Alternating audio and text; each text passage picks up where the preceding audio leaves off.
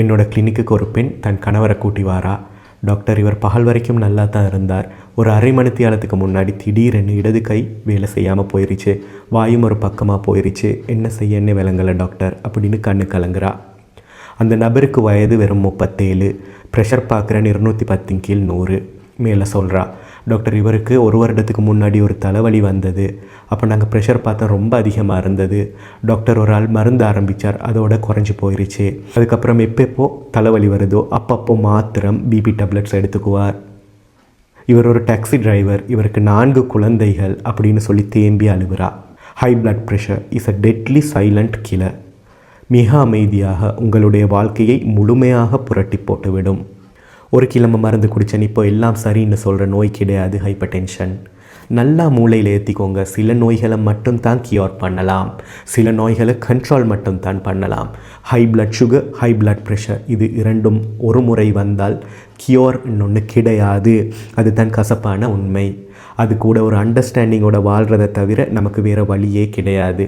Blood ப்ரெஷரை முழுமையாக குணப்படுத்தணுமா, இந்த மாத்திரை எடுங்க, அந்த சப்ளிமெண்ட் எடுங்க, அமேசான் கார்டுகளில் கிடச்சி இந்த அரிய வகை மூலிகையை எடுங்க அப்படின்னு சொல்லி கேட்டு ரொம்பவே குழம்பி போயிருப்பீங்க. ஒரு மாத்திரையால், ஒரு மந்திரத்தால் குணப்படுத்துகிற நோய் கிடையாது இந்த ஹை பிபி. அது ஒரு டோட்டல் கரப்டட் பாடி சிஸ்டம். நம்மளோட ஐடியல் பிளட் ப்ரெஷர் 120 கீழ் 80 இருக்க வேண்டும். அமெரிக்கன் ஹார்ட் அசோசியேஷன் 120க்கும் 130க்கும் இடைப்பட்ட பிளட் ப்ரெஷர் எலிவேட்டட் பிபி, 130க்கும் 140க்கும் இடையில் ஸ்டேஜ் 1 ஹைப்பர் டென்ஷன், 140க்கு மேலே ஸ்டேஜ் 2 ஹைப்பர் டென்ஷன் அப்படின்னு கிளாஸிஃபை பண்ணுது. இந்த 120 கீழ் 80ல் 120ங்கிறது சிஸ்டாலிக் பிளட் ப்ரெஷர், 80ங்கிறது டயஸ்டாலிக் பிளட் ப்ரெஷர். சாதாரணமாக உங்களோட சிஸ்டாலிக் பிளட் ப்ரெஷர் 140 விட அதிகமாக, டயஸ்டாலிக் பிளட் ப்ரெஷர் 90 விட அதிகமாக இருந்தால் நிச்சயமாக நீங்கள் ஒரு வைத்தியரை நாடியே ஆகணும்.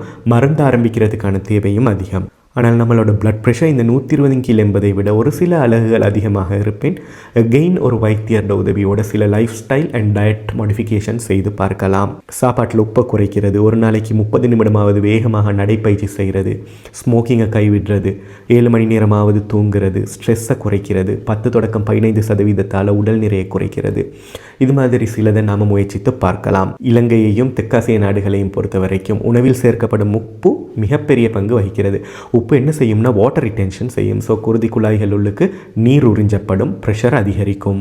இந்த ஹை பிபின்னா என்ன, சிம்பிளாக விளங்குற மாதிரி சொல்லணும்னா ஒரு வாட்டர் பம்ப் இருக்குது, அதிலிருந்து பைப்ஸ் போகுது. இந்த வாட்டர் பம்ப் தான் நம்மளோட இதயம், இந்த பைப்ஸ் தான் குருதி குழாய்கள். இந்த பைப்ஸ்குள்ளே ஏதோ ஒரு காரணத்தினால பாசியாலேயோ தூசு துணிக்கைகளாலேயோ பிளாக்ஸ் வந்தால் என்ன நடக்கும், அதுக்குள்ளே உள்ள வாட்டர் ப்ரெஷர் அதிகரிக்கும். ஒரு கட்டத்துக்கு மேலே என்ன நடக்கும், பைப் வெடிக்கும். அதே தான் குருதி குழாய்கள் ஒரு கட்டத்துக்கு மேலே ப்ரெஷர்